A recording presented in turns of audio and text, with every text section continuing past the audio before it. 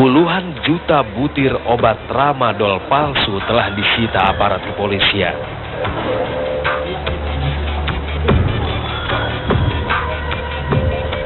Untuk mengukur kandungan obat serta efek yang akan ditimbulkan dari obat-obatan ini, polisi pun membawanya ke Badan Pengawas Obat dan Makanan atau BPOM Serang, Banten.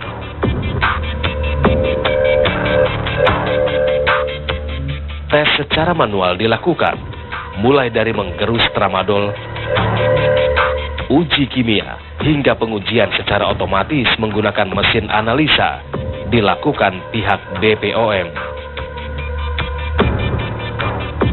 Hasilnya, ternyata obat penghilang rasa nyeri yang diproduksi dari sebuah gudang di Bilangan Sepatan, Tangerang ini tidak layak konsumsi.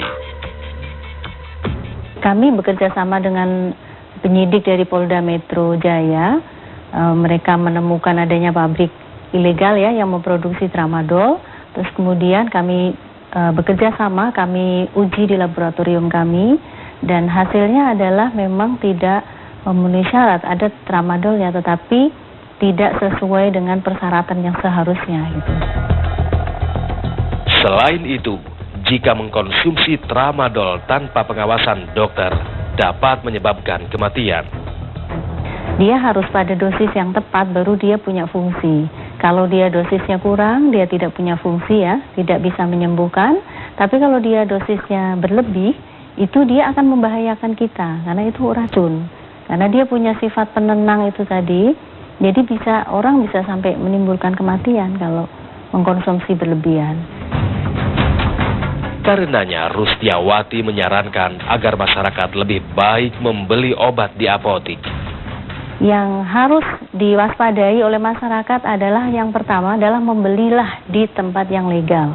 Ya, kalau sakit ya berobat ke dokter, nanti dokter kan akan meresepkan dan akan dibeli di apotik ya. Jadi apotik adalah tempat pembelian obat yang legal, yang sah. Nah, itu dijamin keamanannya karena kita mengawasi apotik. Obat penghilang rasa nyeri jenis tramadol diproduksi oleh PT Dexa Medica. Karyanto, manajer komunikasi Dexa Group, mengaku sempat terkejut saat mendengar obat yang diproduksi pihaknya ternyata banyak dipalsukan.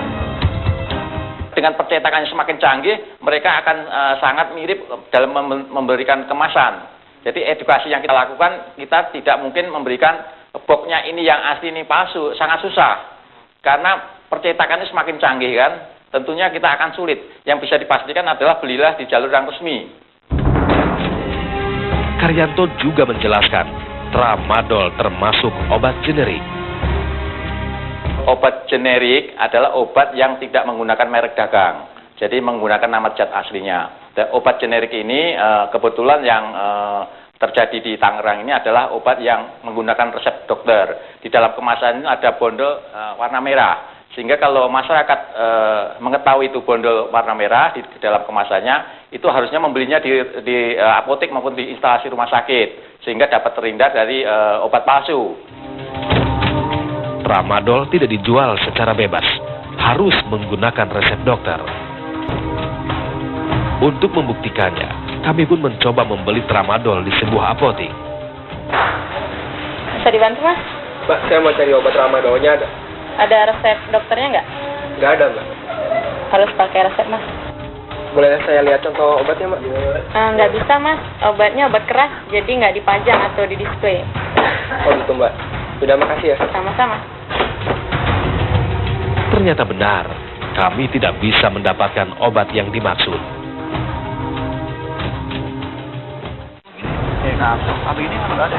Namun kenyataan berbeda kami dapati saat kami menyambangi pasar sentra obat di Bilangan, Jakarta Timur. Iya, 60.000 Bang. Ya, tapi yang tablet 60.000. Di tempat ini ternyata kami bisa mendapatkan obat tramadol tanpa harus menunjukkan resep dokter.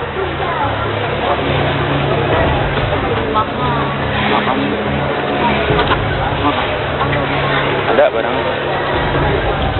Iya, ada. Oke. Satu kotak tramadol di pasar ini dibanderol dengan harga Rp60.000. kok murah kapsul, kenapa ya Mbak ya? Ya beda kualitas, beda harga. Nanti nyoba satu dulu aja. So, kotak itu seberapa Mbak? Di 5 lembar. 5 lembar ya? Ada deh Mbak. Satu kotak berisi 5 strip yang masing-masing berisi 10 butir. Cukup mengerikan, obat yang bisa menimbulkan kematian pada diri kita sendiri ternyata masih bisa didapatkan di pasar bebas tanpa harus menggunakan resep dokter. Sekarang Anda tinggal memilih mana yang baik untuk kesehatan dan keselamatan diri Anda. Periksa sama.